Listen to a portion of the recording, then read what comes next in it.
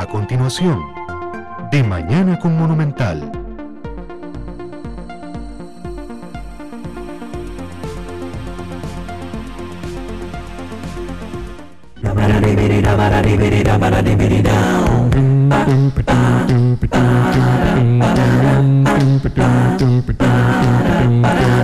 De mañana con Monumental, porque usted es lo principal.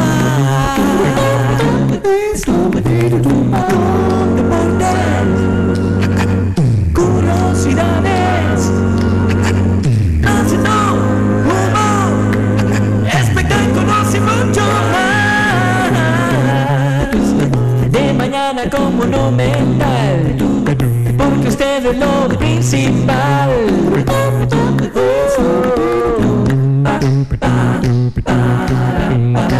Sí. ¿Qué tal? Muy buenos días. Michelle Mitchell les saluda en el inicio de esta semana, hoy lunes 7 de mayo del 2012. Un día muy especial para muchas mujeres porque alrededor del mundo se está celebrando el Día de las Madres. Perdonen porque no encendí el micrófono, repito, hola, muy buenos días, Michelle Mitchell saludándoles cordialmente en este inicio de semana y dándole la más cordial bienvenida a De Mañana con Monumental. Iniciamos con muchísimas ganas y con una agenda repleta de temas que sabemos podrán ayudarle a ustedes a mejorar su calidad de vida. Hoy queremos mandarle un abrazo inmenso a muchísimas madres que alrededor del mundo y que sabes, muchísimas madres extranjeras están celebrando hoy su día. Así que felicidades, feliz día mamá, aunque es nuestro día todos los días, las ticas, las nicaragüenses, salvadoreñas, mexicanas de Estados Unidos, de cualquier lugar del mundo, todos los días celebramos nuestras mamás, nuestros días que diga, pero queremos enviarle el día de hoy un abrazo muy grande a cada una de ellas. Hoy es lunes de medicina interna, en cualquier momento vamos a tener con nosotros al doctor Manuel Rojas Oriamuno, médico internista, y vamos a tocar un tema que es muy importante, es el hipertiroidismo y el hipotiroidismo. Habíamos empezado a tocarlo la semana anterior, pero en cuestión de minutos vamos a profundizar en él. De momento, ¿cómo cuidar su dentadura para que sea cada vez más sana? Los dejamos con la siguiente cápsula. Ay, hoy me toca ir de compras. Debo adquirir una pasta de dientes, un cepillo y una seda dental. Y voy a ver qué me sirve más. ¡Qué montón de pastas! ¿Y cuál me llevo? Esta dice que sirve para blanquear los dientes. Ay, y me gustaría tener los dientes más blancos. Ah, pero aquí esta tiene un envase súper lindo, todo brillante y muchos colores. ¡Ah, qué cosa más linda! Mejor me llevo esta. Pero bueno, como no ando mucho dinero, voy a comprar esta que vale menos y seguro que va a servir igual que las otras. Es bien conocido que no todas las personas se preocupan por elegir la pasta de dientes más adecuada para sus necesidades, ya que cuando adquieren este producto simplemente compran el más barato o el que tiene el empaque más llamativo. Donald White, creador de la pasta Oral-B Pro Salud, habló con De Mañana con Monumental y afirmó que esta situación es algo controversial. Lo que les he dicho anteriormente, yo les puedo decir a ellos, esto es algo controversial, así que no todos los consumidores les preocupa de manera similar su salud. A veces solamente quieren una pasta de dientes para el blanqueo o blanqueamiento como científicos. Yo pienso que es bueno que utilicen pastas de dientes, que en realidad no es fácil poder diagnosticar cuáles son las condiciones que tienen exactamente, pero deben de ofrecer de manera similar, si prefieren el sabor o algún tipo de blanqueamiento especial, hay que ofrecer esas. Por el mero hecho de que se estén cepillando es algo que lo debe de poner contento, pero lo que les he preguntado a los dentistas hoy, por ejemplo, les digo, en el 2012, si le preguntan qué producto debe de estar utilizando, como profesional usted debería estar recomendando un producto multibeneficio. El científico de Oral-B comentó que puede resultar una tarea difícil convencer a un paciente de usar un producto dental multibeneficios. Además, agregó que las necesidades dentales van cambiando a lo largo de la vida y por esta razón es fundamental que usted asista de manera periódica a la consulta odontológica. Pero ¿sabe usted cuáles son las principales áreas que revisan los odontólogos durante sus consultas? Escuche el criterio de White. Bueno, hay 8 áreas que los dentistas hoy día están revisando. placa dental, manchas, sarro, caries. Preguntan sobre su aliento, si tiene mal aliento, pero también preguntan si tiene hipersensibilidad, y también preguntan si tienen gingivitis y también posible erosión. Así que hay 8 aspectos que a los dentistas les interesan mayormente. Para aclarar, también revisan cosas que no tienen que ver con los productos orales, por ejemplo cáncer y otras cosas, pero al menos es algo que los dentistas revisan en los dentistas, que es muy bueno para prevención. Es vital que la persona consulte con su dentista personal cuál es la pasta que mejor se adecua a sus necesidades. El científico de Oral-B manifestó que adquirir un producto de salud multibeneficios también es una decisión inteligente para atender sus necesidades bucales, así como las de su familia, ya que actualmente las pastas combinan los beneficios cosméticos y de salud en un solo producto. Si usted toma en cuenta estos consejos, tendrá una buena salud dental para rato. Para De Mañana con Monumental, le informó Laura Ávila. De Mañana con Monumental. Son las 9 de la mañana con 8 minutos y nuevamente le damos la bienvenida al doctor Manuel Rojas Oriamuno, médico internista, que nos tiene por supuesto un tema muy interesante, importante también que usted conozca. ¿Ha escuchado usted de la tiroides? ¿Sabe por lo menos a dónde está ubicada? Yo acabo de aprender, investigando un poquitito antes de esta entrevista, que está ubicada en la base del cuello.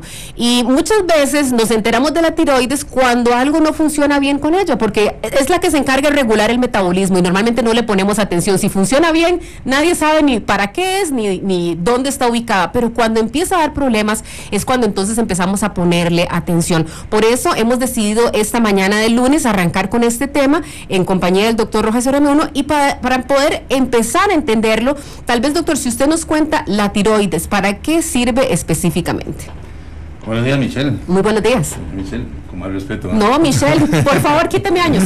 Quíteme años. Sí. Bueno, básicamente es una glándula. Recordemos que en nuestro organismo existen una serie de tejidos que se llaman glandulares, que son los encargados de producir hormonas. Típicamente la gente, cuando oye hablar de hormonas, identifica hormonas prácticamente con ovarios, nada más, ¿verdad? Sin embargo, hay múltiples tejidos productores de hormonas. La tiroides es una de ellas. El hígado produce hormonas, el páncreas produce hormonas, el intestino produce hormonas. Hay una serie de sustancias que tienen que ver con esto, ovarios, testículos y demás. Bueno, entonces, la glándula tiroides es un tejido especializado, ubicado, como bien lo decía, en la parte anterior del cuello. Normalmente es imperceptible, casi que uno hace una exploración física y no lo detecta, a pesar de que tiene una forma como de mariposa, por decirlo así, tiene dos lóbulos al lado y un istmo en el centro, pero normalmente es imperceptible a la palpación. ¿Qué hace? Bueno, produce unas hormonas que se llaman hormonas tiroideas. Las hormonas tiroideas, de las cuales hay dos principales, que la T3 y la T4, que cuando alguien se ha hecho un examen ha visto que marcan al médico T3 y T4. Son las hormonas metabólicamente activas, es decir, son las hormonas que actúan modulando la respuesta de todo nuestro organismo. ¿Qué quiere decir esto? Que alteraciones en los niveles de hormonas tiroideas pueden afectar el metabolismo de los testículos, metabolismo de los ovarios, metabolismo cerebral, metabolismo muscular, ritmo cardíaco, peso, alteraciones en los niveles de colesterol y triglicéridos. Como decía en un programa anterior, la tiroides es como un director de orquesta. Y este director de orquesta, de un momento a otro, empieza a mover su batuta más rápido, le está diciendo al saxofonista o al pianista, toque más rápido. Así como si mueve la batuta más lentamente, le está pidiendo un ritmo más pausado. Bueno, básicamente lo que hace la hormona tiroidea es contrarregular los demás metabolismos, además de mantener temperatura corporal y demás. Interesantemente, existen múltiples circunstancias que pueden dar alteraciones en la glándula tiroides. Alteraciones que, como decíamos en otros programas, pueden ser de tipo anatómico o de tipo funcional. Anatómico quiere decir que la glándula varía su forma. Puede disminuir de tamaño, puede aumentar de tamaño, o cuando aumenta de tamaño puede hacerlo a expensas de una sola pelotita, eso se llama un bocio uninodular. Puede tener múltiples pelotas, bocio multinodular, o un aumento difuso generalizado de la glándula que se llama un bocio difuso. Cualquiera de estas opciones, glándula de tamaño pequeño, glándula de tamaño normal, bocio uninodular, multinodular o difuso, en cuanto a la producción de hormonas, pueden producir una cantidad normal de hormona, mucha hormona tiroidea o muy poca. O muy poca. Entonces, vean todas las variaciones que podemos tener. Anatómicamente, una cosa interesante es que las variaciones anatómicas hay que tomarlas en cuenta desde el punto de vista estético. Hay gente que no les gusta que se le vea un bocio. El bocio es esta pelota que se ve en el cuello, a veces es bastante muy notorio, sí. Eso es lo que nuestros abuelos llamaban un huecho. Eso, ya lo aprendimos, el huecho. Y la gente preguntará, no sé si la gente recordará los famosos cuellos de sapo, así le llamaban, unos cuellos monstruosos, grandísimos, deformes inclusive, ¿verdad? Bueno, hablemos un poquito de por qué se forma eso. Para formar hormonas tiroideas se necesita una sustancia fundamental que se llama yodo. Cuando no tenemos yodo, ¿qué es lo que hace la glándula? La glándula empieza a crecer y aumentar de tamaño para tratar de captar el poco yodo disponible. Por eso, antes de que se agregara yodo a la sal, la dieta del tico y en general era una dieta deficitaria en yodo. Entonces, como no había yodo, la glándula necesita para mantener su trabajo la incorporación de yodo. Entonces, un tejido tiroideo pequeño capta menos cantidad de yodo. Entonces, ¿qué hace el organismo? Empieza a crecer, a crecer, a crecer, a ver si logra captar más yodo. Entonces, como teníamos menos yodo en la dieta, el bocio crecía y a proporciones exageradas, ¿verdad? Cuando se empezó a incorporar yodo a la dieta, ya la glándula ya no necesitaba baja crecer. La incidencia de estos casos de bocio que antes eran muy comunes. Totalmente, ya de hecho esos bocios así es rarísimo verlo, porque en un producto de uso tan natural, tan común como la sal, pues se ha ido incorporando yodo y desaparecieron este tipo de bocios. Doctor, cuando ustedes habla de las distintas alteraciones que puede tener la glándula tiroides, habla por un lado que crece demasiado y en otros casos que más bien pequeña, pero también la producción de estas hormonas. Cuando se excede en la producción de estas hormonas, T3, T4, que producen la tiroides, ahí estamos hablando de hipertiroidismo. Ok, eso es, la palabra hiper en medicina significa más. La palabra hipo en medicina significa menos. Podemos tener las dos opciones. Las opciones de exceso de producción de hormona tiroidea en algunos pacientes, un hipertiroidismo con toda la sintomatología que vamos a ver ahora, o la disminución de los niveles de hormona tiroidea y consecuentemente manifestaciones totalmente contrarias a la del hipertiroidismo.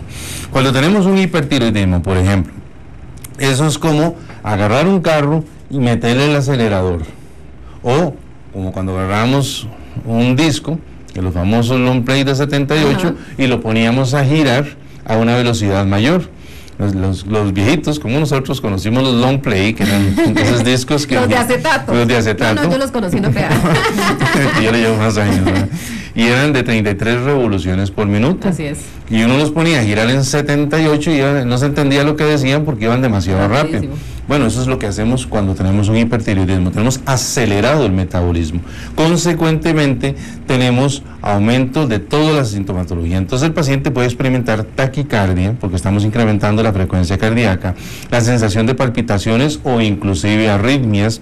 En el adulto mayor fácilmente puede caer en insuficiencia cardíaca, nerviosismo, sudoración, ataques que pueden simular mucho los ataques de pánico, temblor difuso, la sensación de angustia, miedo, y la persona empieza paulatinamente a perder peso. El director de orquesta empieza a ordenarle a los distintos órganos que vayan más rápido, por eso es que uno está alteradísimo. Exactamente. Estamos hablando junto con el doctor Manuel Rojas Oriamuno, médico internista aquí en De Mañana con Monumental, sobre la glándula tiroides, y acabamos de comenzar a hablar sobre el hipertiroidismo y sus manifestaciones. Vaya anotando sus preguntas, en minutos vamos a abrir nuestra línea telefónica, y por mientras también nos la puede enviar a través de nuestro perfil en Facebook De Mañana con Monumental. Ya regresamos. Llámenos, llámenos, estamos esperando su llamada, es importante, llámenos ya.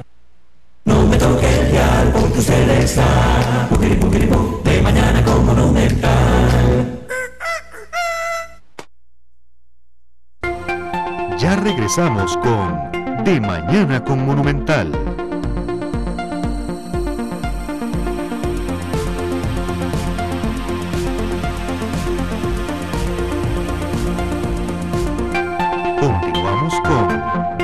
Mañana con Monumental.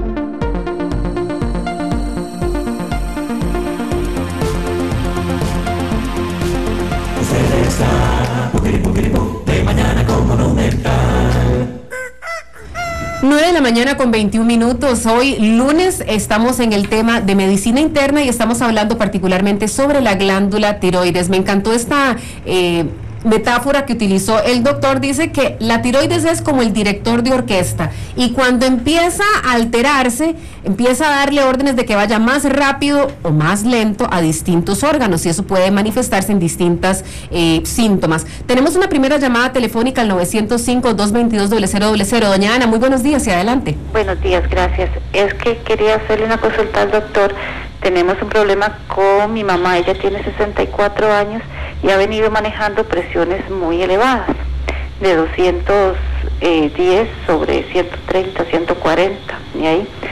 Y la llevamos al médico y nos dice que ella toma Iversatán de 150 mg, una en la mañana y otra en la tarde. Y la pregunta es, hay un doctor que nos recomienda que se la cambien por un Esforge HCT, dice 10 mg, 320 mg y 25, pero la duda es que, o sea, no queremos una segunda opinión de otro médico.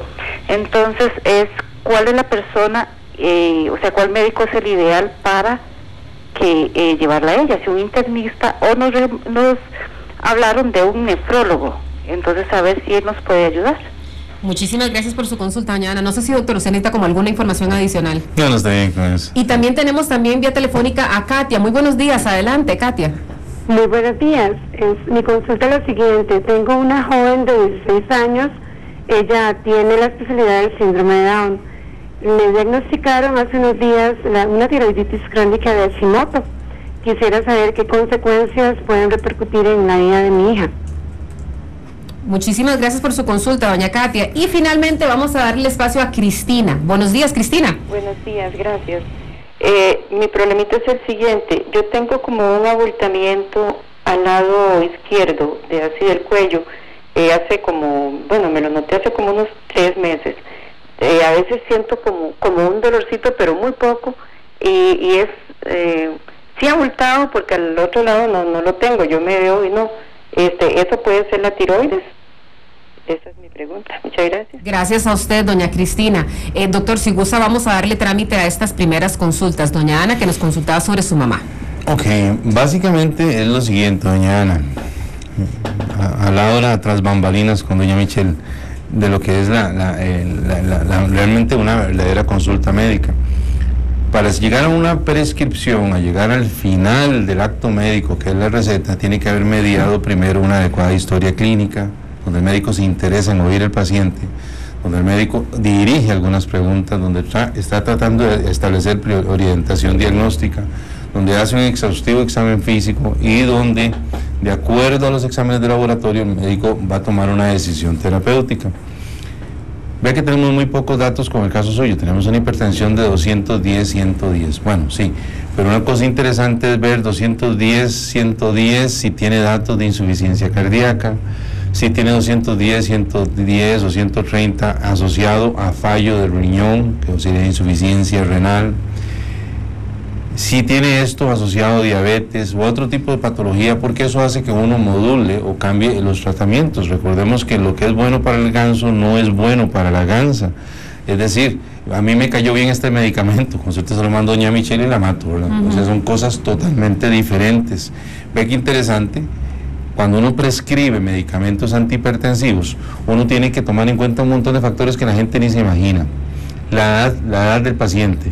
Por ejemplo, ¿por qué tiene que ver la edad del paciente? Bueno, porque hay medicamentos antihipertensivos que pueden afectar la vida sexual. Y entonces, como les va a producir disfunción eréctil, prefiero seguir hipertenso antes de que me dé disfunción eréctil. El paciente no cumple el tratamiento. Entonces, es un tema de calidad de vida, finalmente. Es calidad de vida, pero hay que saber recetar. Claro. Recetar es muy fácil, saber recetar es lo difícil. O nos vamos a la etnia, por ejemplo. No es lo mismo recetar a un paciente de raza negra que a alguien de raza blanca. La hipertensión del negro, la diabetes del negro es más agresiva, evoluciona más rápido, se complica más rápido. Ahí uno no puede andar con paños tibios. Al paciente de raza negra hay que entrarle al toro por los cachos, agarrarlo y darle bien duro a su hipertensión, porque fácilmente se complica, tiene más riesgo de infartos, tiene más riesgo de enfermedad cerebrovascular. Entonces no va a andar con la palabrita, no va a usar pichuleos, hay que entrarle con medicamentos de verdad. Entonces, para que vean que lo difícil de decir si tome esto, tome aquello. En el caso de ella, está tomando un buen producto que es el irbesartán. El irbesartán es de los últimos grupos de medicamentos que se han sacado, y que es un medicamento relativamente noble que da un adecuado control de la presión. Bueno, si no se está haciendo controlada, la recomendación que le hicieron es por un producto que también es bueno, que es lo que se llaman productos triasociados. Vienen 3 medicamentos en la misma tableta.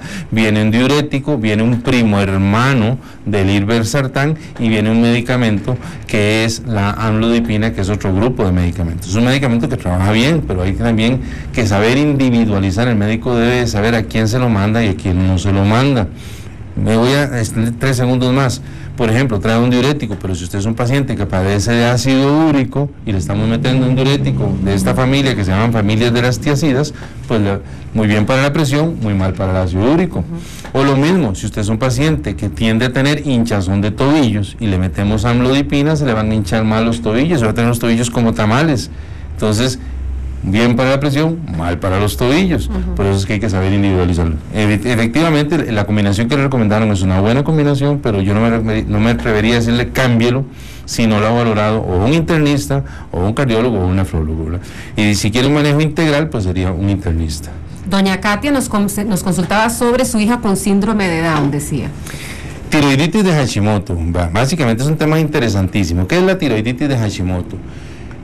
Es un proceso inmunológico, es decir, nuestro organismo de un momento dado empezó a producir anticuerpos para atacar un proceso de carácter infeccioso que pudo haber sido un pinche cuadro gripal o una infección de garganta. El organismo produjo anticuerpos para atacar esos gérmenes, y de un momento a otro estos anticuerpos se vuelven anticuerpos locos y empiezan a atacar nuestros propios tejidos. Esto yo le explicaba a la gente que es como una guerra. En un momento la gente está disparando para el frente y en un momento entra un soldado,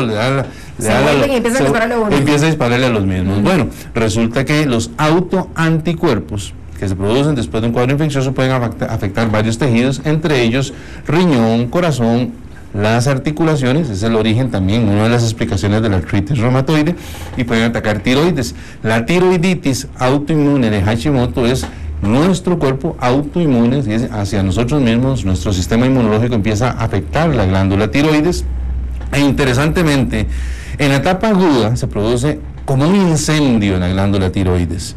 Imaginémonos que en ese momento tenemos la afectación, una guerra entre nuestra glándula tiroides, es un incendio. ¿Qué es lo que pasa en un incendio? Libera energía. En la etapa aguda de una tiroiditis, el paciente tiene taquicardia, palpitaciones, nerviosismo, pérdida de peso y demás. Muchos pacientes han hecho tiroiditis asintomática. Bueno, y al igual que un incendio, cuando pasa el incendio, cenizas quedan. ¿Qué pasa después de una tiroiditis? La glándula queda deformada. Hablábamos de glándulas usualmente pequeñas al principio. Queda deformada, queda irregular, y algún día en un examen físico el médico se encontró una glándula alterada. Palpándola, encontró rara, dura. Entonces le mandó un ultrasonido, y el ultrasonidista con buen tino le dice: tiene criterios de haber tenido una tiroiditis de Hashimoto. Bueno, la misma historia. ¿Tuvimos una tiroiditis o la tenemos? Hay que medir la cantidad de hormona que está produciendo la glándula tiroides.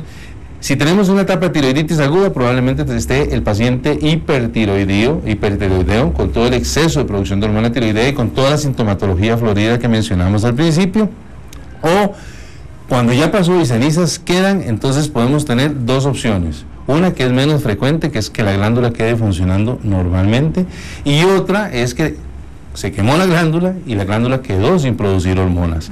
Y el proceso dura semanas o meses, en donde la persona, por deprivación de hormona tiroidea, empieza a ser lento, perezoso, cansado, agotado, lento para pensar, lento para hablar, depresión. Indudablemente es un diagnóstico muy bueno también, el diagnóstico diferencial de los pacientes depresivos, estreñimiento, piel fría, hinchazón de pies y demás. Interesantemente, ¿qué pasa? Un paciente hipotiroideo es a veces difícil diagnosticarlo en un paciente que tiene un síndrome de Down, porque hay síntomas que se comparten, ¿verdad? Entonces, el diagnóstico de tiroiditis de ella habría que ver si fue un diagnóstico ultrasonográfico Ok, perfecto, pero lo más importante es medir la cantidad de hormona que está produciendo su hija para definir si está produciendo una cantidad normal de hormona tiroidea. Tranquilidad, tuvo una tiroiditis, pero está produciendo en forma adecuada. Lo que está viendo es lo que sucedió finalmente. Lo que sucedió, pero nos interesa ver ahora, si tiene una tiroiditis aguda, no solamente hay que medir los niveles de hormona tiroidea y de una hormona que vamos a hablar ahora que se llama TSH, sino también medir los anticuerpos antitiroideos. Interesantemente, hay que saber, antes de irnos a la pausa, porque ya me agarró la pica en la lengua, es que estos famosos anticuerpos locos que mencionamos, siguen circulando en sangre, y si los tenemos positivos, hoy nos afectaron la tiroides, pero ojo, con el tiempo pueden volverse más locos y afectar otros tejidos. No infrecuentemente se relaciona con otras enfermedades autoinmunes. Pacientes que tuvieron una tiroiditis al tiempo pueden desarrollar una artritis reumatoide. Así que siempre hay que estar ojo al Cristo, vigilando que cualquier otra sintomatología que no esté relacionada con sus problemas de tiroides. Doña Cristina, cuando regresemos, su consulta, la de Vivi Molina y Jenny Astúa, que nos escriben a través de Facebook, se la vamos a pasar al doctor para que también nos conteste. Son las 9 de la mañana con 31 minutos. Hablamos sobre la glándula tiroides, hacemos una breve pausa y ya regresamos. No me toque el dial, porque usted está de mañana con Monumental. Ya regresamos con De Mañana con Monumental.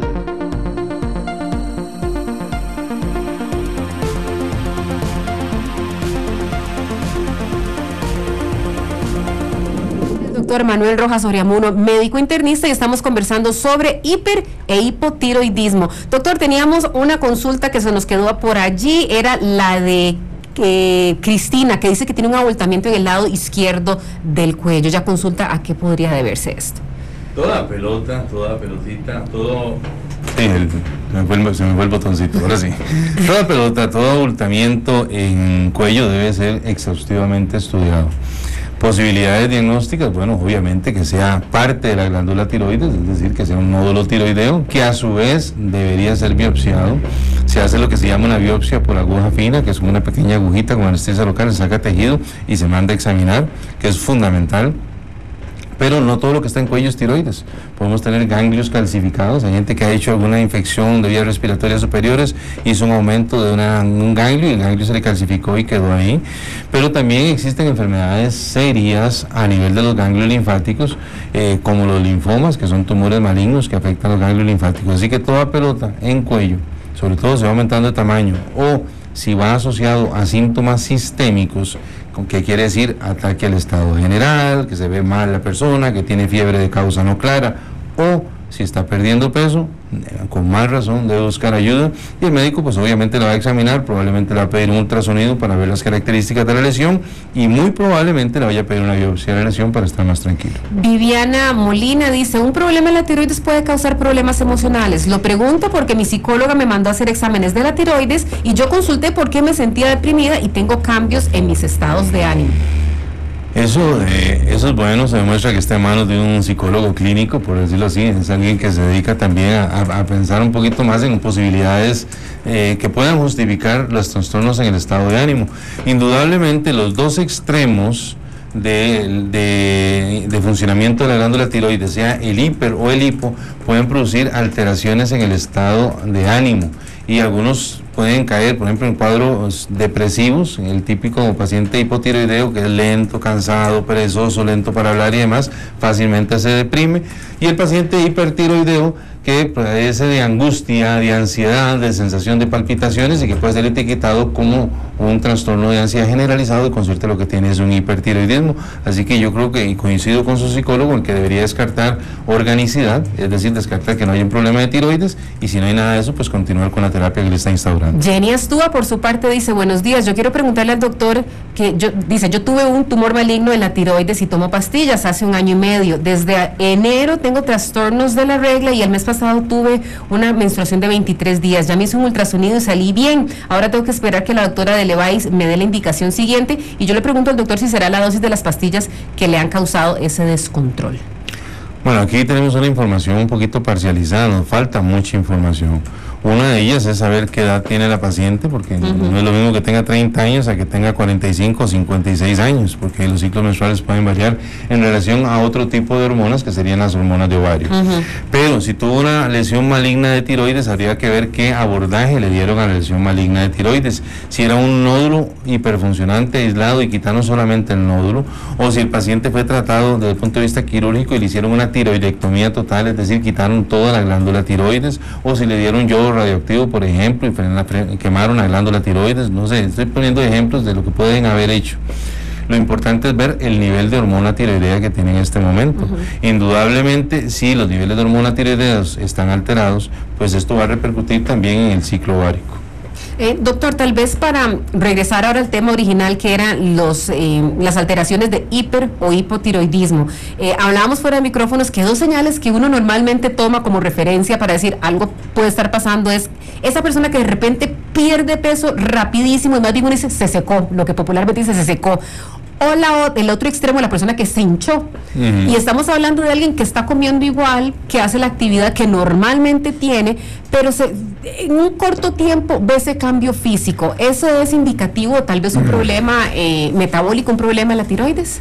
Obviamente que la tiroides siempre va a ser la gran culpable, sospechoso número uno, hasta que no se demuestre lo contrario, ¿verdad? Y también decíamos tras bambalinas, como digo, ¿verdad?, que todo gordito que no pierde peso le echa la culpa a la glándula tiroides. Fue culpa de la tiroides, no porque comí más de la cuenta. No, es la tiroides que me tiene así, ¿verdad?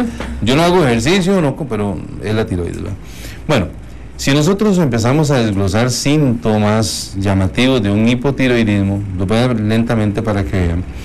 Eso es como el metabolismo en forma lenta. Entonces la persona se vuelve lenta para hablar, lenta para pensar, lenta para todo. Hasta el tránsito intestinal se vuelve más lento, la piel es fría, la lengua con los años se tiende a engrosar. Pesada, se hace grande, la lengua se engrosa, se empiezan a hinchar las piernas, los reflejos están disminuidos, tienden a aumentar paulatinamente de peso. Es una lentitud increíble. Inclusive un hipotiroideo de muchos años, si uno que le entra la primera vez a la oficina, casi que por la forma de hablar usted le puede hacer el diagnóstico, sobre todo si lo ve desde el punto de vista estético, que también es gordito. Es aletargado en su forma de conducirse, de hablar. Todo. Esa medicina se llama bradisiquia, bradilalia. Bradisiquia, lento para pensar, bradilalia, lento para hablar. Es como una lentitud que está en estos, ¿verdad?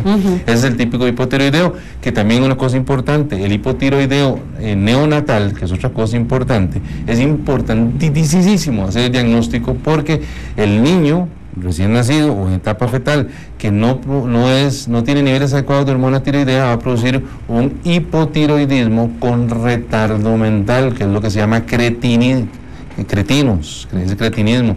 Y por eso se diagnostica con la prueba del talón. Eso es fundamental. Ese tamizaje es fundamental, sí, porque el problema de privación de hormona tiroidea es muy sutil en etapas iniciales, y hasta que tenemos un diagnóstico evidente de retardo mental, vemos que era un hipotiroideo que nunca le diagnosticaron. ¿Reversible, doctor, en una etapa tan temprana como de un recién nacido? Si ya hubo tiempo prolongado de privación de hormona tiroidea, no es reversible. Si en etapas fetales y neonatales se diagnostica en forma temprana, no va a pasar absolutamente nada. Una persona adulta con hipotiroidismo, ¿es reversible esa situación? ¿Puede volver a normalizarse? Totalmente. Pero obviamente también hay riesgos del hipotiroidismo. Puede caer también en insuficiencia cardíaca, va a aumentar de peso. El aumento de peso es la madre de un montón de complicaciones, como son enfermedad cardiovascular, como lo es la diabetes, como es enfermedad vascular circulatoria y demás. Pero todo usualmente reversible con la administración adecuada de hormona tiroidea.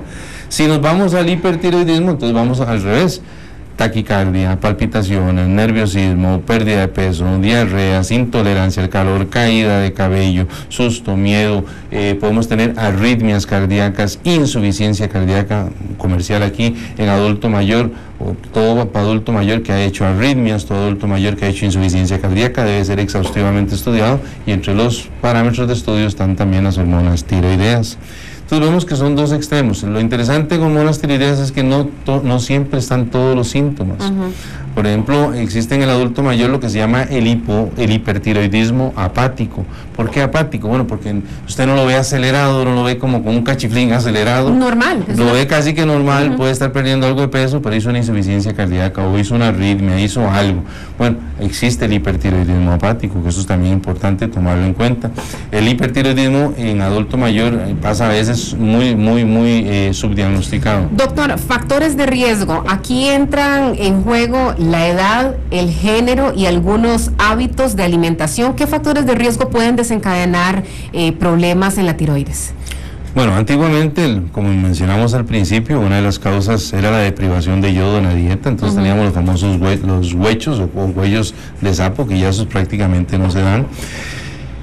Se sabe que existe una predisposición familiar y no infrecuentemente encontramos problemas tiroideos en los hermanos, o en los tíos, o en los padres, y ahí no es que se heredan de padre a hijo, pero sí hay una predisposición familiar. Hay una mayor tendencia en mujeres que en hombres, eso también es importante tomarlo en cuenta. Y dentro del ámbito de las enfermedades autoinmunes, pacientes que tienen otras enfermedades autoinmunes, como por ejemplo una artritis reumatoide, tienen riesgo potencial también de desarrollar a la larga problemas de tiroides, específicamente la tiroiditis. Tenemos una consulta vía Facebook de Priscila Campos, una persona de 42 años que le sale alterado en 2:48. ¿Qué paso debe seguir? Vamos a hacer... 2:48, perdón, Michelle, ¿qué? ¿El TSH? 2:48, no nos dice, vamos a consultarle aquí de una vez vía Facebook y tal vez al regreso, doctor, le damos trámite a esta consulta de Priscila Campos. Vamos a una pausa y ya regresamos. No me toque el dial porque usted está de mañana con Monumental.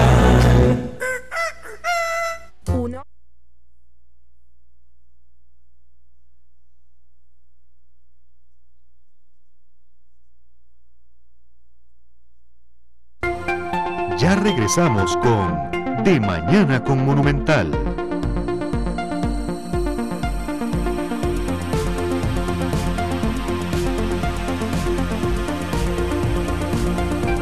Continuamos con De Mañana con Monumental.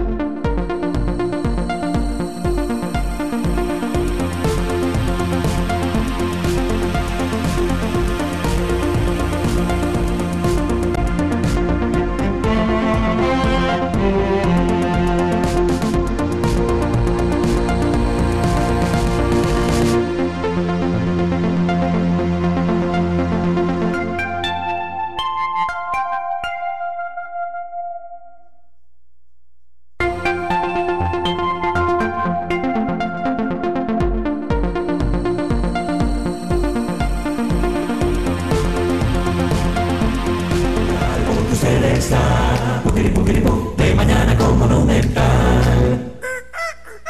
En la mañana con 51 minutos en la recta final de nuestro segmento de medicina interna en compañía del doctor Manuel Rojas Oriamuno. Doctor, teníamos la consulta de Priscila. Dice que es una persona de 42 años que le sale el alterado, es el TSH, perdón, que nos lo está diciendo aquí a través del Facebook, que sale en 48. ¿Qué paso debe seguir? 48.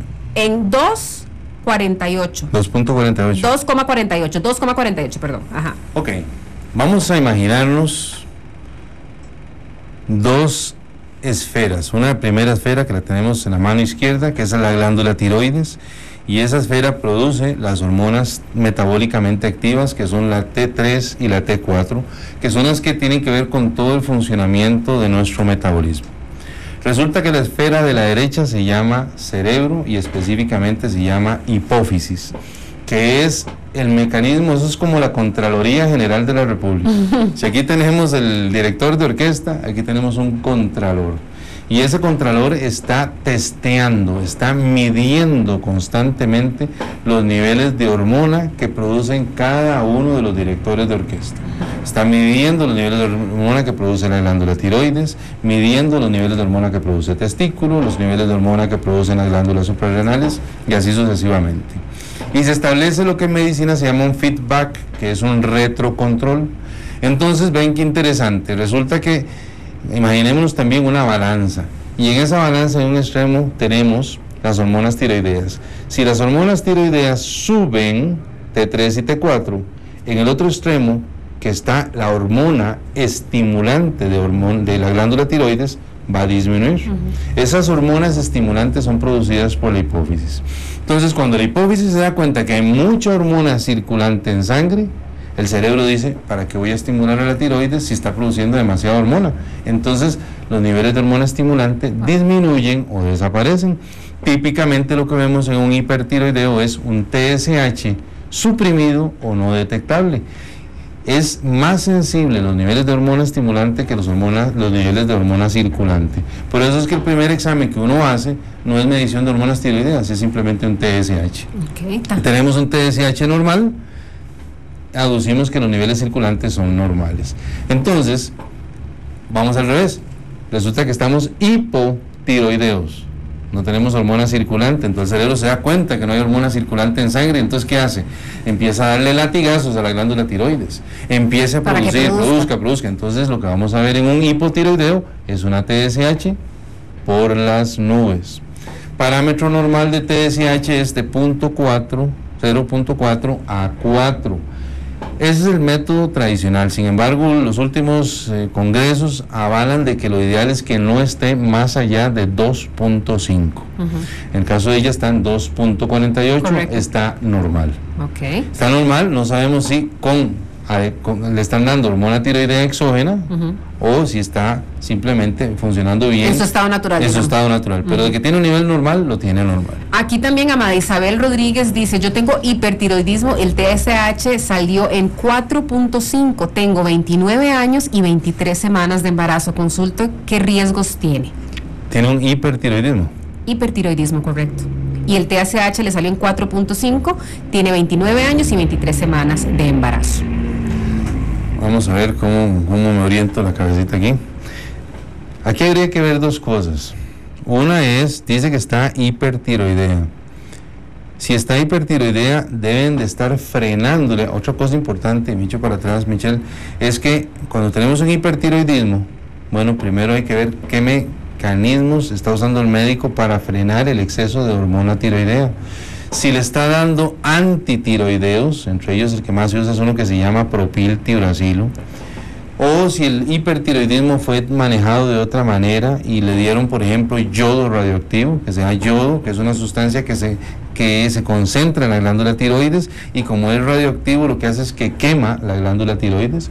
Uno de los manejos de hipertiroidismo es darles yodo radioactivo, y un otro manejo del hipertiroidismo en algunos casos, sobre todo cuando hay nódulos tiroideos autónomos, o sea, pequeñas pelotitas que se alzaron en rebeldía en la glándula tiroides, produciendo su propia cantidad de hormona tiroidea, es la opción quirúrgica. Entonces no tenemos la información de ella si está recibiendo antitiroideos, que no pareciera, si fue que le dieron yodo radioactivo antes del embarazo, obviamente, o si le quitaron la glándula tiroides, porque mucha gente dice, yo tengo hipertiroidismo, y se quedó con ese diagnóstico, pero ya el médico lo trató. Ahora lo que queda es lo que quedó después del tratamiento, sea médico, quirúrgico o de radiación. Ve qué interesante, tenemos 4.5 de TSH, o sea, está más bien hipotiroideo, porque el TSH está subiendo. Recordemos que conforme sube el TSH, quiere decir que el cerebro está detectando que tenemos menos hormona circulante. Entonces, habría que ver si lo que está es, tuvo un hipertiroidismo, ahora quedó hipotiroidea, que eso es lo que usualmente pasa después de que le dan yodo radioactivo, le quemaron la glándula. Sí, le quemaron la glándula y ya acaba de producir, no produce nada, queda hipotiroidea y hay que empezar a darle hormona tiroidea. Entonces, aquí nos falta mucha información. Yo estoy asumiendo que ella está más bien hipotiroidea post algunos de los medicamentos que recibió, que probablemente fue radioyodo o la cirugía. Y entonces, lo que tiene que hacer el médico aquí es readecuar la dosis de hormona sustitutiva que está recibiendo, ¿verdad? La hormona sustitutiva, que usualmente es levotiroxina sódica, que no tiene, la levotiroxina sódica no tiene contraindicación para ser usada durante el embarazo. Hay que utilizarla durante el embarazo y el médico es el que tiene que aprender a diferenciar. Hay que recordar también que durante el embarazo los niveles de hormona tiroidea varían también. Entonces, aquí nos falta mucha información. Indudablemente aquí el ginecólogo debe de trabajar de la mano con un internista o con un endocrinólogo por ver todo el contexto, porque le digo, aquí yo estaría opinando con muy poca información de un paciente que requiere especial atención, como es una paciente embarazada. Doctor, decía usted que en algunas ocasiones se empiezan a producir más hormonas de la cuenta cuando se dan problemas desde el punto de vista inmunológico, cuidado, y empieza a atacar nuestro propio organismo. Pero si pudiéramos hablar desde el punto de vista preventivo, ¿qué podemos hacer para prevenir estos problemas? Porque muchas veces no es algo que obedezca a descontroles o desórdenes que estemos haciendo, pero ¿qué podemos hacer para poder prevenirlo? Si es que hay alguna manera de prevenirlo. Qué buena pregunta. En realidad no existe nada que nos diga, mire, usted tiene que comer A, B o C para prevenir problemas tiroideos. En realidad un buen aporte de yodo en la dieta ya se sabe que previene el famoso crecimiento de la glándula tiroides. Voy a agregar otra vez, tomando en cuenta lo del TSH. Cuando yo les dije al principio que las dietas que no tenían yodo producían un crecimiento de la glándula tiroides, ¿por qué era? Vea qué interesante. La glándula tiroides incorpora el yodo para producir las hormonas T3 y T4. Si no encuentra ese yodo, no puede producir T3 y T4. Quiere decir que el paciente está hipotiroideo. Entonces, el contralor de hormonas, que se llama hipófisis, que dice, no hay hormona tiroidea, y empieza a aumentar el estímulo hacia la glándula, darle otra vez latigazos a la tiroides para que esta tiroides produzca. Pero este estímulo continuo, estos latigazos continuos sobre la glándula tiroides, lo que hacen es incrementar el tamaño de la glándula tiroides. TSH persistentemente elevada ocasiona que la glándula tiroides aumente de tamaño, ¿verdad? Entonces eso es importante tomarlo en cuenta ahí. Entonces, si tenemos una dieta normal en yodo, pues este mecanismo teóricamente no se da. Después de ahí ya los factores inmunológicos no los podemos prevenir, la recarga genética no la podemos prevenir, ni existe ninguna dieta pro salud de glándula tiroides, aceptando una adecuada ingesta de yodo en la dieta. Pero sí muy importante, y eso es algo que por lo menos yo aprendí, buscar siempre ese enfoque integral, doctor. A lo mejor es un síntoma lo que nos está indicando que algo puede andar mal.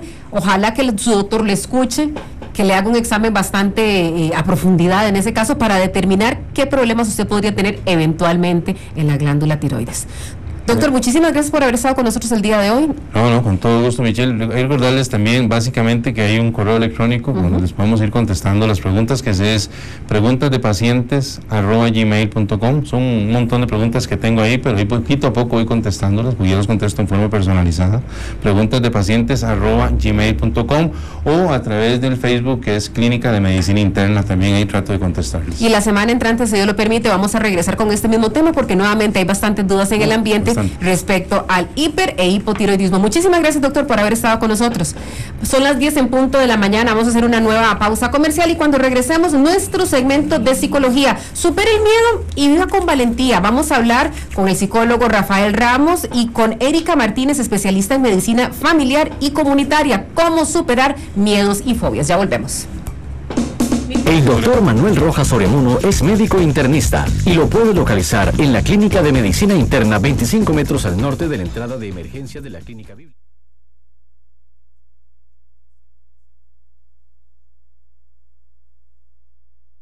Empezamos con De Mañana con Monumental.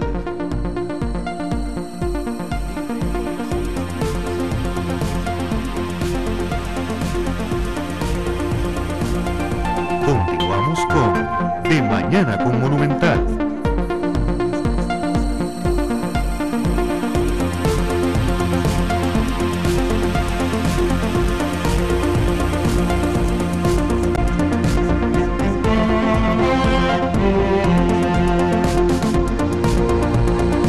Usted está de Mañana con Monumental.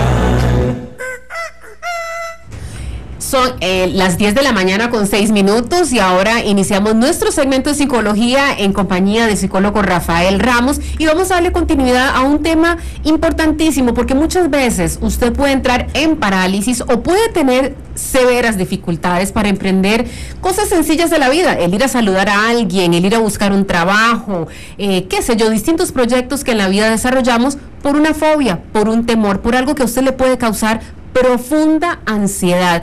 Y no se quede en casa, no se quede solo pensando que eso es un problema que se va a ir. No, es importante que usted busque ayuda. Por eso, en compañía de Rafael Ramos, psicólogo clínico, y además Erika Martínez, especialista en medicina familiar y comunitaria, que ya ahorita está con nosotros, vamos a hablar sobre este tema. Rafael, muchísimas gracias por estar con nosotros y tal vez para recordarlo, para retomar más bien el tema, ¿cuáles son los principales trastornos que pueden derivar en fobias, en miedos, en estas ansiedades que la persona llega a acumular, no durante días, a veces son meses y cuidado durante años? Sí, de hecho, Michelle, quiero partir de nuestra conversación fuera de micrófonos, de la percepción que tiene la gente de que cuando alguien habla de miedo, pánico y demás, pensamos, eso no existe. Se está haciendo, ¿verdad? Eso es vagancia, pereza, ganas de no ir al trabajo, y no, porque cuando hablamos de miedos irracionales o de miedos desproporcionados, estamos hablando de un trastorno que puede tener dos bases fundamentalmente. Puede tener una base orgánica, como incluso lo mencionó el doctor Rojas en el programa pasado, y lo explotaremos un poquito hoy con la doctora Erika.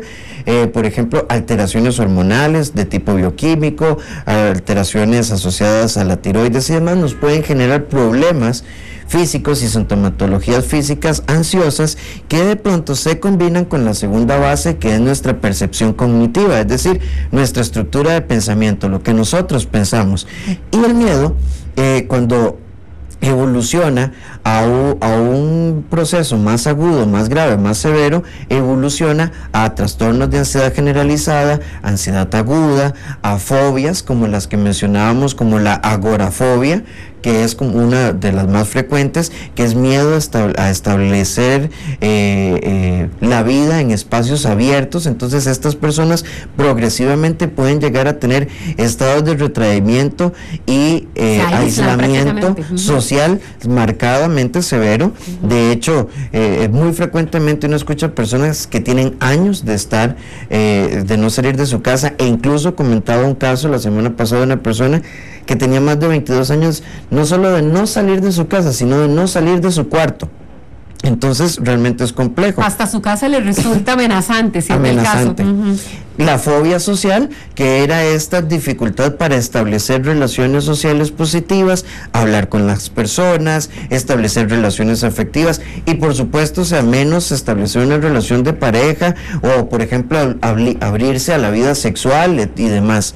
La claustrofobia, que tiene que ver con esta dificultad para estar en lugares que a criterio, y esto es muy importante, a criterio de la persona, le parezcan pequeños y asfixiantes. Puede ser un lugar grande, pero lo percibe como algo que lo oprime finalmente. Por ejemplo, Michelle, pensemos, ¿te acordás que antes nuestras ventanas estaban abiertas y nos daba una sensación de apertura? Ahora se les puso las calcomanías de la radio, entonces se ven mucho más pequeños. Es el mismo espacio, pero una variante de estas puede generar una modificación en la percepción de la persona. Por ejemplo, Michelle, estás en tu casa, hay luz, estás tranquila, te mueves, ¿sabes? Te sientes segura, se va la luz y entro en pánico. Siendo el mismo espacio. Siendo el mismo espacio, con las mismas personas, con el mismo nivel de seguridad. Claro, ahí ya entramos en una fobia específica, porque fobias específicas hay muchas. Son todas estas que a veces nos causan risa cuando la gente dice, le tengo miedo a los ratones, miedo a los sapos, miedo a las gallinas, a las culebras, a las cucarachas o a las arañas. Sí, yo tuve una paciente que tenía un miedo terrible, imagínense lo dramático de este proceso, miedo a la lluvia y miedo cuando las nubes se ponen negras o la tormenta eléctrica, en un país donde normalmente yo creo que llueve como 8 meses. 8 meses al año es un castigo. Es un castigo. Claro. Entonces, este proceso a la larga, sí, efectivamente se vuelve incapacitante a varios niveles. Se vuelve incapacitante a nivel social, a nivel afectivo, a nivel laboral. Y de hecho, muchas personas, incluso, que hay varios ya estudios en ese sentido, que tienen marcadas tendencias a establecer relaciones a través de internet, comprar por internet, que pasan ahí en las redes sociales o que trabajan a través de teletrabajo. No digo que todas las personas que están en teletrabajo, hago la aclaración, pero hay personas que buscan este estilo de vida porque a la larga tienen dificultades para establecer relaciones interpersonales o establecerse en lugares abiertos. Por ejemplo, la persona que dice, es que vieras que yo puedo manejar en mi ciudad. Una persona nos hacía la consulta la semana pasada, doña Marisol, Y doña Marisol nos comentaba al aire de que ella podía manejar en su ciudad, pero salir a la pista, y vean qué interesante el caso de doña Marisol, ella es de Cartago, salir a la pista, por lo menos la General Cañas, le causa miedo porque lo tiene asociado a una idea de la posibilidad de morirse.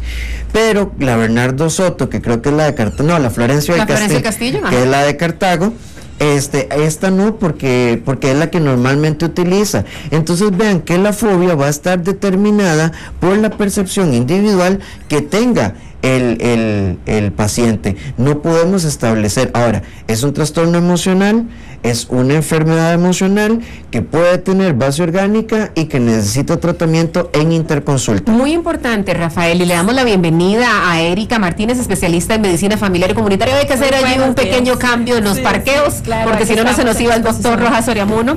Pero bienvenida, Erika, muy contenta de que esté con nosotros acá en De Mañana con Monumental, hablando de un tema tan importante que muchas veces dejamos pasar y a través de él dejamos pasar oportunidades y experiencias que pueden ser lindísimas en nuestra vida. Sí. Conocer a una persona que nos quiera, un paseo, o sea, nos privamos de oportunidades o de experiencias lindísimas, tal vez por la aprensión que nos causa una fobia. Rafael, vos nos comentabas que esto puede tener una base orgánica, por ejemplo, pero esto puede suceder en niños y en adultos, o es algo que es particularmente de los grandes que decimos, me refreno y no se lo digo a nadie porque la gente va a decir, me estoy haciendo con esta cosa. Bueno, yo creo que ahí tenemos que partir, y es que no hay nada más complejo, por lo menos, ¿verdad, Erika? En conducta humana y en psicología, no hay reglas generales. Cada cabeza es un mundo. Cada cabeza es un mundo, pero sí, podríamos tener predisposiciones genéticas, como por ejemplo, niños cuyos padres tienen en su historia familiar antecedentes, por ejemplo, de bipolaridad, antecedentes de tiroides, obsesivos, compulsivos. Sí, todo este tipo de cosas podría generar alguna predisposición. Y una mala integración del niño, por ejemplo, la vida escolar, podría eventualmente lesionar su capacidad de interrelación y eventualmente desarrollar fobias. Por ejemplo, veamos a estos niños, el caso que nos contaba una señora, Martina, la semana pasada, de que su hijo no podía estar en la escuela y desarrolla fobia escolar. A la base había un proceso de separación, lo cual le genera angustia por separación, y un niño perfectamente puede pensar que su mamá va a morir y entonces no quiere dejarla porque la tiene que cuidar. Él monta la fantasía de que si yo estoy con mamá nada le va a pasar, entonces esto lo puede paralizar. Así que una separación por unas cuantas horas. Exacto. Hay hechos de que eventualmente hasta un niño, el hecho de que te bajes del auto, abrir el portón de la casa, el niño se invoca en una crisis de ansiedad en esos estados. Erika, ¿cuándo es que debemos llevar a consulta distintas conductas que sea un indicativo de que hay una fobia, un trastorno de ansiedad? ¿A partir de qué momento es que diríamos necesitamos ayuda acá? Bueno, eventualmente vos podés ver como las banderitas tanto en niños como en adultos que te cohíben o te limitan lo que es la calidad de vida diaria, y eventualmente, como vos decías, tan simple como salir hasta la pulpería a comprar algo, o bien un paseo, o enfrentarse a una entrevista de trabajo. La gente se interioriza tanto ese temor y esa angustia que se limitan, se quedan estáticos. Hay a veces grandes cambios emocionales, físicos, bioquímicos en ese momento que hacen que la persona se paralice totalmente y no toma la iniciativa para muchas cosas. Entonces, cuando ya en caso de los niños, que igual vean esas angustias de esos niños que no pueden salir a compartir con otros niños, el estar en su clase, que si tienen una exposición oral, qué sé yo, que eso los limita mucho. Entonces ahí son banderitas que tal vez pueden hacer inicialmente un manejo conductual, ¿verdad? Como un tipo psicológico, un enfrentamiento, mira qué te molestó tal cosa, pero ya si vos ves que eso es una forma repetitiva que eventualmente limita mucho, como te digo, la calidad de vida del niño o del adulto, o la relación normal de tu quehacer, pues entonces sí, sería tal vez consulta ya y tratar de medicar si fuera necesario. ¿Existen detonantes de estos trastornos de ansiedad, de estas fobias? Y me refiero a detonantes como la alimentación, el consumo de cierto tipo de medicamentos o algunos ambientes. Ahora Rafa nos daba un muy buen ejemplo de cómo haber cubierto una ventana de repente puede, en mi percepción, hacer creer que estoy en un espacio opresivo, pequeño, pero hay detonantes fuera de nosotros que puedan de alguna manera u otra desencadenar estos estímulos al miedo, a sentirse uno inseguro o ansioso, Rafael.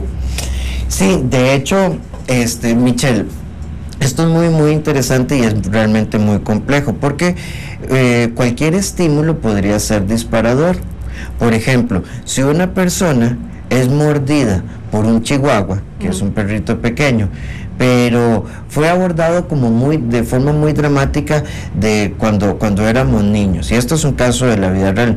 Una niña es mordida por un chihuahua y le hace una pequeña lesión, pero su familia, como era hija única, nieta única, sobrina única, por tanto se convirtió súper protegida. Entonces miren, no salga porque la muerde el perro, no venga porque la muerde el perro. Conforme ella fue creciendo, ella hace lo que llamamos una generalización de las conductas. Entonces, si salgo y me muerde el perro, me va a pasar algo malo, pero si salgo y afuera pasan cosas malas como las del perro, y veo tal vez en las noticias que me asaltan y escucho que al vecino le robaron el carro perdón, empiezo a generalizar una serie de detonantes donde la persona puede llegar efectivamente a paralizarse. Y esto genera que la persona a veces no tenga claro cuál es su detonante, porque la persona que tiene ya una fobia se concentra en la sensación de angustia, en la sensación de dolor, porque hay dolor emocional, hay incapacidad, y es muy frustrante porque muchas personas dicen, como planteabas hace un ratito, Michelle, yo quiero ir al paseo, pero me da miedo. Y lo que pasa es que entonces generan mucha culpa, porque entonces ese esposo y esos hijos dicen, bueno, y no vayamos, quedémonos aquí.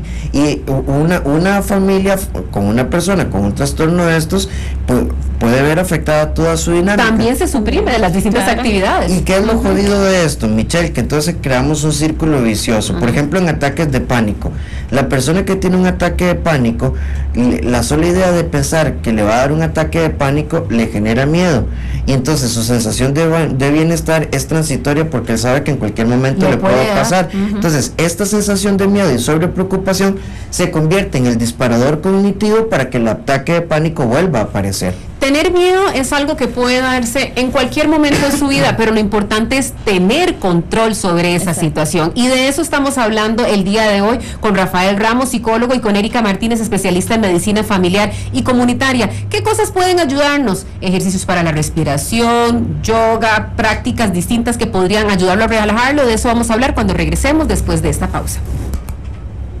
No me toque el dial porque usted está de mañana con Monumental. Ya regresamos con De Mañana con Monumental.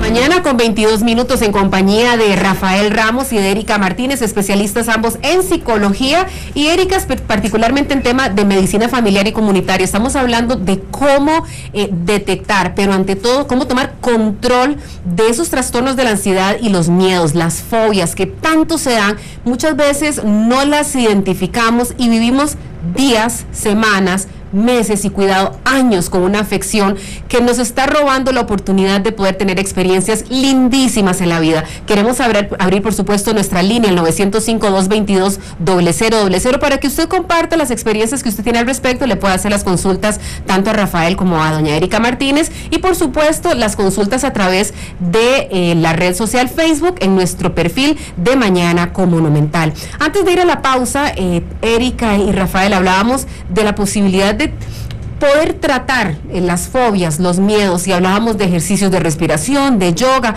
pero ¿qué alternativas están allí a nuestro alcance para poder decir, le ponemos fin a esto y empezamos a tomar control de esta situación? Erika. Pues en realidad las alternativas, sí, son muchas. Está de una forma multidisciplinaria, se podría decir hasta cierta forma. Bueno, está el apoyo psicológico, obviamente, tenés el tratamiento farmacológico, y aparte de eso tener lo que puedes hacer, un buen ejercicio físico, una dieta adecuada, sana, ojalá rica en antioxidantes, también eso te ayudaría mucho. mantener el ejercicio es vital también para fomentar mucho lo que son la liberación de endorfinas que te van a contrarrestar los niveles de ansiedad. Esas endorfinas que producen esa sensación de bienestar. Exactamente, todo ese montón de sustancias que a veces uno libera durante el ejercicio que te van a ayudar montones. Y todo eso va como es un ciclo, en realidad te va a ayudar en la repercusión personal, a nivel familiar, y obviamente te va a ayudar también en lo laboral y en lo social, ¿verdad? Rafael. De hecho, hay un principio psicológico, Michelle, que voy a tratar de 8 años y todavía me sigue pasando. Se nos va hasta el micrófono. Mira, el desorden ambiental y relacional nos genera desorden mental. Entonces esa parte es muy muy importante. Por ejemplo, una persona que tenga un trastorno ansioso ya diagnosticado, que está medicado con tal vez Erika ahora va a hablar de medicación en específico, ¿verdad? Pero entonces esta persona tiene que aprender a entrar en lo que en todo esto que llamamos ahora el movimiento del slow down, ¿verdad? Del despacito. Es una persona que se tiene que sentar y tomarse el café, no como hacemos mucho, que vamos subiendo las gradas, ¿verdad? Y nos vamos tomando el café mientras atendemos tiene que sentarse y tiene que comer despacito. Dedicarle tiempo a esos espacios. Tiene que bajar revoluciones, porque si no generamos ahí un proceso, ¿cómo decirte, Michelle, yo mismo me vuelvo en el precursor del trastorno ansioso. Claro. La persona siempre anda eléctrica, como el conejito creo que del Mago de Oz, que andaba siempre lleno de relojes, que nunca se detenía nada. Ese es el perfil de una persona ansiosa. Le suena, eso es como Michelle Mitchell, que es muy atarantada, y si uno no es estructurado, se llena de ansiedad porque las cosas no le están saliendo a tiempo. Permítame, Rafael y Erika, para que involucremos en esta conversación a Gerardo, que nos llama a través del 905-222-0000. Muy buenos días y adelante, don Gerardo. Buenos días. Una felicitación, ahí un saludo para todos. Dos felicitaciones. O sea, yo tengo ahorita 50 años, cuando yo en mi tiempo de universidad, bueno, yo entré a la universidad, el colegio lo saqué como todos ahí en medio desorden, pero a pura, después ahí salió uno. Cuando entré a la universidad, yo estudiaba ingeniería mecánica, y el inicio de esa carrera es durísima, un montón de matemáticas, física, cálculo. Yo me acuerdo que cuando yo me enfrenté a toda esa situación, yo entré en una crisis, ahora que los otros ustedes veo que yo tuve una crisis de ese tiempo, que no puedo manejar, en la cual yo no podía con la materia y me bloqueaba, y estudiaba y llegaba a los exámenes y no podía, aunque tal vez iba más preparado, pero no podía hacerle frente. Entonces llegó un momento en que como que me bloqueé y no quise ir a la universidad y me salí. Yo siento que en ese tiempo, y eso es lo que la pregunta, ¿verdad? Necesité un psicólogo en ese momento, me imagino, para haber salido de esta situación crítica. Ese es por un lado. Y la otra es esta. Tengo un adolescente de 16 años que se ha aficionado mucho a esta cosa de los animes, a tal punto de que les quita un montón de tiempo que pasan las horas y no manejan ese tiempo que deben dedicarle al estudio. Él es un buen estudiante y siempre sale bien, pero yo siento que le está quitando tiempo al sueño. ¿Cómo manejar esto en el adolescente? ¿Cómo hacerlo? Tal vez otros tienen ese mismo problema y les agradezco mucho. Gracias. A usted las gracias, don Gerardo. Qué común lo que él dice, ¿verdad? Me preparé, pero me bloqueé. Tenemos también vía telefónica a Zulay. Muy buenos días, doña Zulay. Buenos días a todos. Felicidades. Gracias. Hace como un año, más o menos, yo trabajo en mi casa, tengo 41 años. Tuve un problema de que unos vecinos ponían un radio muy alto. No me molesta la música, sino que me molesta el retumbo. En pum, pum, ¿verdad? Y eso me provocó al punto que yo tenía que llamar a la guardia, qué sé yo, para que les dijera que por favor lo bajaran porque el ruido me molestaba para trabajar y me quitaba la paz. Y seguí así, y he seguido a un punto que me dan ataques de pánico, que donde yo escucho el retumbo siquiera de un carro que va con música, tengo que ponerme mis tapones en los oídos porque siento como que voy a salir corriendo como un loco, porque me da una fobia, deseo escapar de ese ruido. Siento que es una fobia como al ruido extremo, como al retumbo, pero yo no lo tenía, hace más o menos como un año que se me desató. Doña Zulay, asociado hace un año, ¿hubo algún otro evento, algún accidente, una muerte, algo que la sacara de lo normal? realmente hay muchas cosas como de niña, muchos traumas y muchas cosas que tal vez no han sido tratadas. Entonces yo pienso que eso fue como un detonante, porque siempre tengo problemas depresivos. ¿Y está medicada? Tomo fluoxetina. ¿Una al día? Ajá. ¿Y el ciclo de sueño, algún problemito? Fatal, duermo re mal. Amanezco muy cansada, me despierto mucho, me despiertan todos los ruidos, un carro que pasa, un perro que ladra, todo. Se me desconectó el sueño, y en el día yo paso como alerta, como en cualquier momento ponen ese radio y ese retumbo, y yo de una vez me tengo que quitar el radio que estoy escuchando y ponerme los tapones, porque si no me da un ataque como de ansiedad, que yo deseo como salir corriendo. Muchísimas gracias por su consulta, doña Zulay. Y finalmente tenemos a Gina, que también se comunica con nosotros por el 905-222-0000. Adelante, Gina. Bueno, mi historia es la siguiente. Yo tengo 38 años. Desde que embarazada a los 18, después de que tuve a mi hija, empecé con mis trastornos de pánico. Digámosle que yo vivo en Alajuela, la parte de la Guásima. A Alajuela no puedo ir sola, porque en Alajuela me dan mis ataques de taquicardia, sudo, que ya pienso que es un ataque al corazón.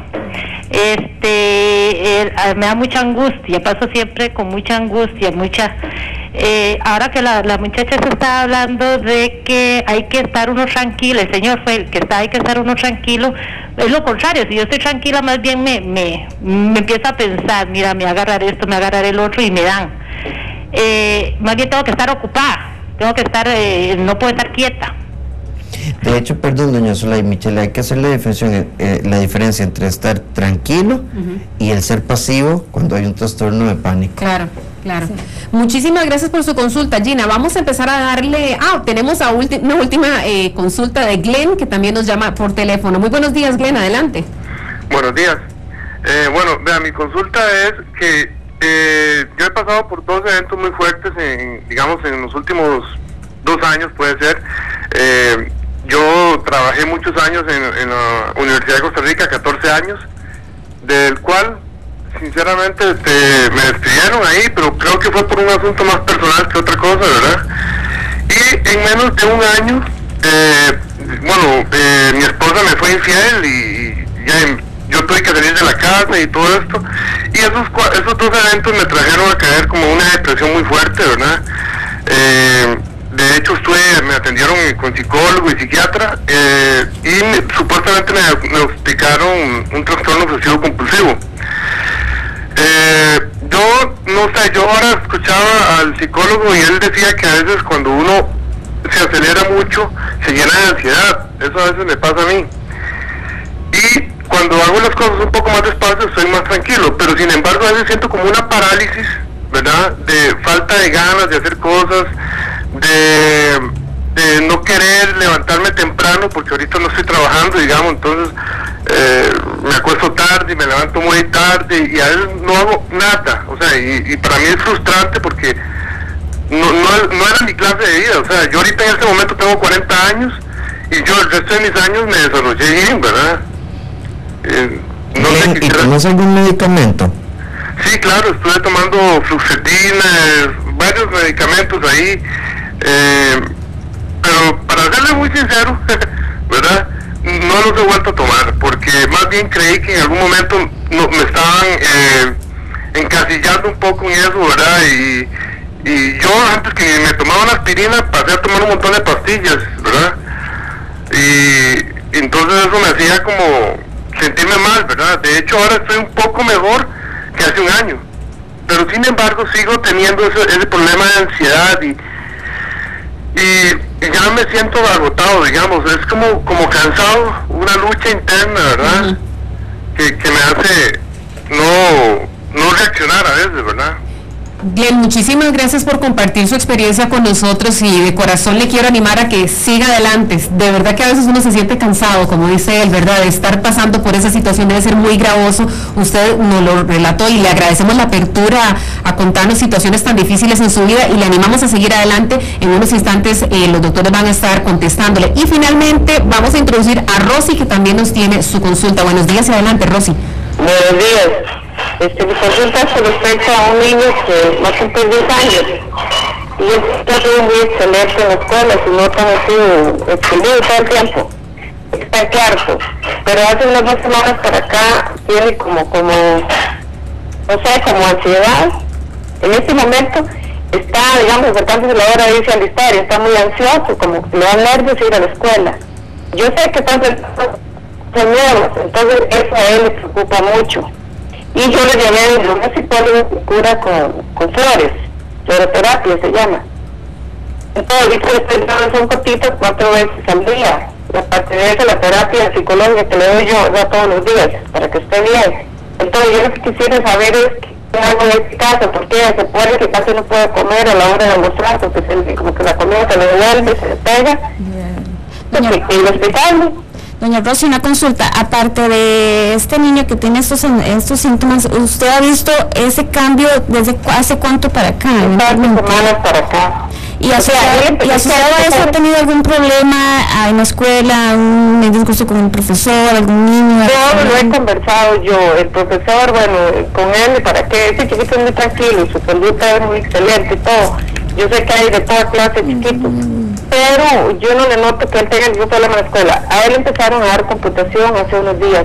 Eso lo puso nervioso porque está sentando cosas nuevas, porque la computadora tenían que compartirla entre todos. Y él le comenta que es eso, la computación, lo que lo por ahí empezó, ¿verdad? Porque ya el día de computación se me puso fatal. Además, no pude ir a la escuela la semana pasada, 2 días no pude ir.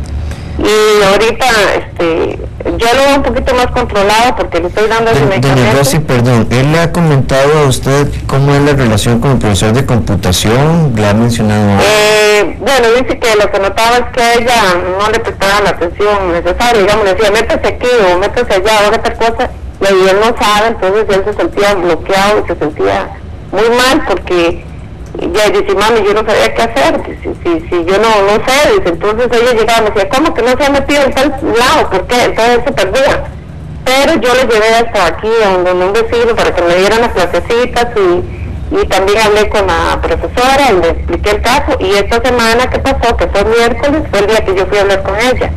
Y entonces me dice, está bien, le voy a poner un poquito más de atención a él, y llegó muy contento y me dice, mami, hizo bien que hablara con la profesora. Pero lo que me extraña es que él siga con la ansiedad. Bien, muchísimas gracias por su consulta, doña Rosy. Tenemos 5 consultas vía telefónica y varias más que están a través de nuestra red social Facebook de Mañana con Monumental. Vamos a hacer una breve pausa comercial y ya le damos trámite a las respuestas.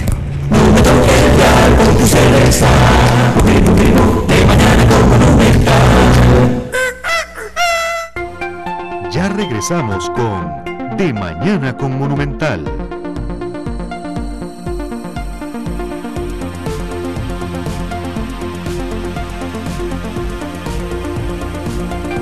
Continuamos con De Mañana con Monumental.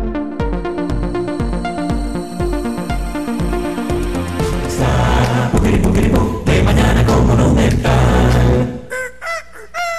Las 10 de la mañana con 40 minutos estamos en compañía de Rafael Ramos y de Erika Martínez, psicólogo y especialista en medicina familiar y comunitaria respectivamente, y estamos hablando sobre miedos, fobias y distintos trastornos de ansiedad, cómo salir adelante de ellos. Tenemos varias consultas. Gerardo dice, yo estudiaba mucho, pero me bloqueaba, y dice que ese es el caso de él. Después nos habla de su hijo adolescente. Tal vez entremos con el caso de él, una persona que se dedicó fuertemente al tema de los estudios, pero a pesar del esfuerzo que hacía, llegado el momento de la prueba, se bloqueaba. Sí, eso en realidad suele pasar y con mucha frecuencia, Michelle. Eso los muchachos a veces podrán tener la mejor capacidad cognitiva, retentiva, y estudian, y vos en un ambiente normal se lo consultas la materia y te la dan, te la rezan y te la saben.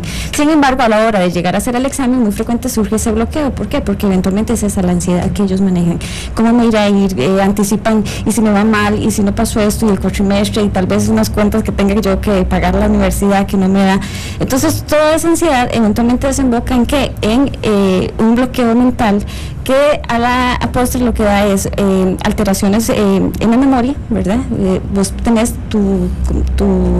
el conocimiento ahí, sin embargo no lo podés sacar, ¿verdad? Y existe una forma en la que uno pueda aislar esa ansiedad? Porque finalmente lo que hace es traicionarlo a uno, lo boicotea a uno después de toda esta preparación y esfuerzo que uno ha tenido. ¿Hay alguna manera de poder aislarlo y de alguna manera u otra no poder vertir todo ese conocimiento, todos los estudios, toda esa preparación para una entrevista, para un examen o lo que fuera?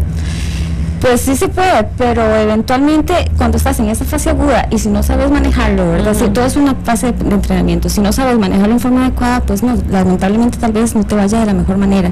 Puedes ir rellenando espacios o se brincan las preguntas o bien se les olvida lo que era el tema, lo enredan con otra cosa, entonces el muchacho tiende a bloquearse, ¿verdad? Eso es muy frecuente. Entonces, ¿qué se hace en ese caso? Pues obviamente también ayuda un poco psicológica, aprender a manejar el estrés, valerse de técnicas de estudio, ahí como qué sé yo, a veces en relación en números con situaciones especiales de fechas de nacimiento, o bien apoyarse también en lo que son ansiolíticos agudos, ¿verdad? Lo que sería tomar un tratamiento en ese momento previo, una media hora previa al examen. Erika, ¿sirve que uno se exponga a ese ambiente que le causa a uno esa ansiedad? Estoy estudiando, me estoy preparando, pero sé que tengo que hacer la exposición oral frente a mis compañeros. El que me exponga yo con mayor frecuencia a eso que me causa ansiedad, ¿puede ayudar de alguna manera u otra a tener dominio de la situación? Puede ayudar, de hecho es como el ensayo-error, ¿verdad? Que muchas veces se maneja en psicología, sí, y pasivo, ¿verdad? Primero un auditorio pequeño, tal vez con sus familias, primos y esto, eventualmente, qué sé yo, incorporar a alguien más, compañeros, o decirle al profesor en ese caso, mira, necesitamos tal vez un poquito de ayuda, tal vez hacemos unos ensayos previos para que a la hora de llegar a exponer ahí, no se tenga ese bloqueo tan fuerte, ¿verdad? Ahí hay un dato importante, y Michelle, y es que sí, o sea, de hecho hablamos del método de sensibilización sistemática o desensibilización sistemática, es decir, irle quitando poder al estímulo que me genera ansiedad y sensibilizándonos para manejar mejor el estímulo que nos genera ansiedad. No obstante, es jodido, ¿verdad? ¿Por qué, Michelle? Porque, por ejemplo, si una persona como don Gerardo, que tiene 50 años, asumamos que tenía hace 30 años, estos diagnósticos casi no se daban. No es que esto es un trastorno nuevo, se han dado toda la vida, pero no se habían sistematizado el método de tratamiento como se tiene hoy. Entonces, el punto es que en determinado momento, ya todo lo que implica universidad, el ir a clases, hacer un reporte, hacer un examen, se va generalizando hasta que la persona desarrolla algo que llamamos ideación cognitiva de incompetencia, es decir, no utilizando el término competencia de forma peyorativa, sino como yo me discapacito, siento que no puedo, y eso me fija una idea, y a partir de esa idea filtro mi conducta e incluso altera hasta mi segregación bioquímica en el cuerpo. Eso en buen tico es carbonearse. Llaman carbonearse, ¿verdad? Sí. Por ejemplo, matemáticas, ¿verdad? Yo les pongo un ejemplo personal. A mí me reventaban en quinto año en matemáticas y me eximía en física matemática. Le tenía horror al profesor, ¿verdad? La etiqueta matemáticas tenía una carga para vos particular. Y tiene una carga ansiosa. Así funcionan un poco los trastornos ansiosos. Cuando la persona determina, no puedo manejar esto, se autocarbonea, se autosabotea, se desempodera frente a esto y se vuelve muy grande y no lo puedo manejar. Ok, Gerardo también nos consultaba sobre su hijo, un adolescente aficionado al anime, según le entendí, y dice que es tanto el tiempo que le dedica esto que hasta le quita el sueño, le trastornos del sueño. Bueno, yo creo que ahí hay dos cosas. Lo primero es que hay que entender de que es una afición adolescente y por tanto impulsiva y desproporcionada en la adolescencia, porque si el chico le va bien en los exámenes, como nos decía don Gerardo, tenemos un problema. Cuando don Gerardo le diga póngase a estudiar, el chico le dice pero acaso yo voy quedado, y ya nos quitó el argumento de defensa. El argumento de defensa, don Gerardo, el argumento de orientación tiene que ser esto: usted tiene que descansar, en esta casa hay horarios de descanso, hay trabajos de televisión, hay trabajos, y es una puja. Yo creo que, por ejemplo, si el chico no maneja esto y está aficionado al anime, entonces hay que quitar la computadora de esa habitación.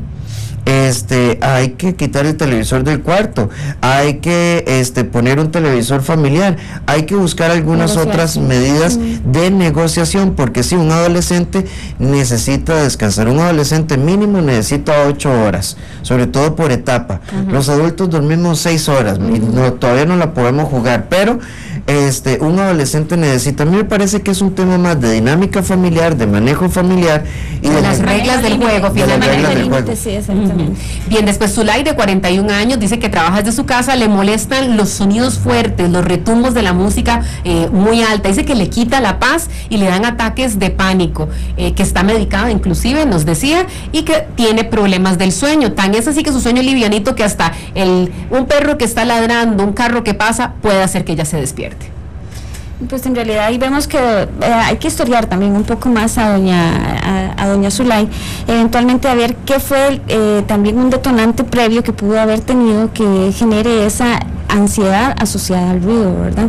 El hecho de que esté medicada, hay que ver también las dosis en que ella está utilizándolo, ¿verdad? Porque si ella está con crisis frecuentes, semanales, y que también asociados a mal dormir, y eso es como un círculo vicioso, igual, eventualmente el mal dormir le causa más ansiedad, pasar depresiva y irritable durante la mañana, y entonces todo eso son una sumatoria de factores que eventualmente nos pueden desencadenar todavía más ansiedad. Y además hay que diferenciar, y por eso es importante la historia clínica, Michelle, que a veces una persona puede experimentar síntomas y ataques de pánico, y a veces se hace el diagnóstico sobre las crisis de ansiedad. Por eso es que en psicología, en psiquiatría, en medicina familiar, hacemos diagnóstico y diagnóstico diferencial, porque a la base podría haber algún trastornillo depresivo también, e incluso a mí me llama la atención de que a ella le empezó a molestar los ruidos fuera. Entonces, asumo o entendí que era como un vecino que ponía la radio y demás. Entonces habría que ver si no tenemos también a la base algún disparador ahí medio obsesivo, si hay alguna tendencia al mal manejo del enojo, alguna tendencia irritable, hipersensibilidad emocional, es decir, como que andamos más chichosillos. Entonces hay que hacer una revisión. La medicación no está mal, pero la medicación como tal no resuelve el problema, contiene el síntoma y equilibra la bioquímica. El trastorno ansioso hay que acomodar las ideitas en la cabeza para resolver. Son las 10:49, ya regresamos con las consultas de Gina, Glenn, Rosy y de todos los amigos que nos han escrito a través de Facebook. Esto es de Mañana con Monumental y estamos en el segmento de psicología, ya volvemos. No me toque el dial porque usted está de Mañana con Monumental. Ya regresamos con De Mañana con Monumental.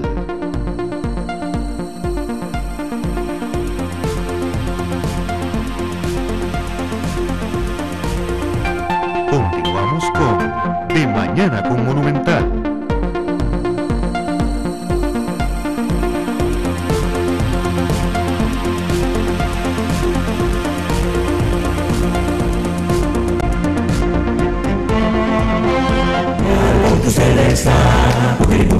De Mañana con Monumental. 10 de la mañana con 53 minutos y doña Laura Ávila se ha encargado de dibujarme una sonrisa grande porque precisamente dos periodistas de Radio Monumental y Reloj han sido galardonados con un premio al periodismo contra la corrupción, luego de una investigación interesantísima que hicieron sobre la Universidad Creativa, así que les estaremos informando al respecto en cuestión de minutos. Teníamos las consultas en nuestro segmento de psicología de Gina. Dice, tengo 38 años, tuve un embarazo a los 18, pero a partir de ese momento empezó con trastornos de pánico. Ella dice que vive en la Guasima de Alajuela, pero que le da una ansiedad espantosa cuando va a Alajuela Centro, taquicardia, sudoración. ¿Qué puede hacer al respecto, Gina? Bueno, primero aquí hay que hacer la diferenciación, y Gina, hay que hacer un diagnóstico un poquito más específico, porque podría caracterizarse un poquito de agorafobia con ataques de pánico, pero como me estás diciendo que es cuando estás en Alajuela, habría que ver cuál es la asociación. Y de larga data, 20 años. 20 años, y un trastorno ansioso de 18 años, 18 a 20 años, puede ser complicado porque a la larga sí puede tener afectaciones orgánicas. Y eventualmente sí, también ver ahí lo que vos decías hace un rato, de la diferenciación entre tranquilo y ocupación, porque ella nos decía de que ella, si estaba tranquila, pensaba más en el asunto, no es tanto, no estar tranquilo que estar ahí como pensando en el ciprés del patio, no, eventualmente sería estar tranquilo haciendo actividades, qué sé yo, si a ella le gusta pintar, que pinte, terapia ocupacional, exactamente, que eventualmente ella haga diferentes actividades justamente para estar ocupada, pero no tenga la necesidad de estar pensando en el problema. Perfecto. Después Glenn, que nos dio su testimonio, dice, tuvo 2 eventos fuertes en cuestión de 2 años. Primero, que lo despidieron, y el fin de su matrimonio en una circunstancia particularmente difícil. Inició con una depresión, tuvo atención psicológica y psiquiátrica. Nos habla del diagnóstico que le hicieron. Él se levanta tarde, dice que a veces tiene ganas de no salir, de quedarse en su cama, y nos cuenta que toma Fluoxetina, perdone si no entendí. Fluoxetina, perdone. Y dice que bueno, se está tratando de salir adelante en esto, pero que siente que están encasillándolo en eso. A mí lo que me llama mucho la atención en el asunto de Glenn, bueno, tiene su definición, tiene su trastorno ahí de fondos, depresivo asociado a un trastorno excesivo compulsivo, pero él dice que se toma el tratamiento así, con la breve, cuando a él se le ocurra, y eventualmente en estos trastornos de ansiedad sí hay que ser muy militar, o sea, disciplinado totalmente. Mínimo son 6 meses de tratamiento, ¿verdad? Que va a ir graduándose en las dosis, eventualmente depende de la respuesta del paciente, ¿verdad? Y además, Glenn, o sea, de verdad, te lo decimos desde este espacio, es algo que por lo menos yo he promulgado mucho. La farmacoterapia de hoy en día, la medicina que se utiliza hoy en día, tiende a tener mayores beneficios que contrabeneficios. Ciertamente arrastramos algo ahí de la psiquiatría de los 50 y 60, ¿verdad? Cuando decían que uno, estas cosas lo ponían peor. Bueno, hoy en día no es así, Glenn. Entonces sí tenemos un problema con este tipo de pacientes que se resisten a tomar pastillas. Glenn, en la base acá hay una depresión, y creo que es una depresión severa, importante de tratar. Hay un trastorno obsesivo compulsivo, hay un despido, hay un proceso de separación, hay 2 duelos muy fuertes acá, y creo que vos te beneficiarías muchísimo de seguir el esquema medicamentoso que te plantearon, pero sos candidato para psicoterapia.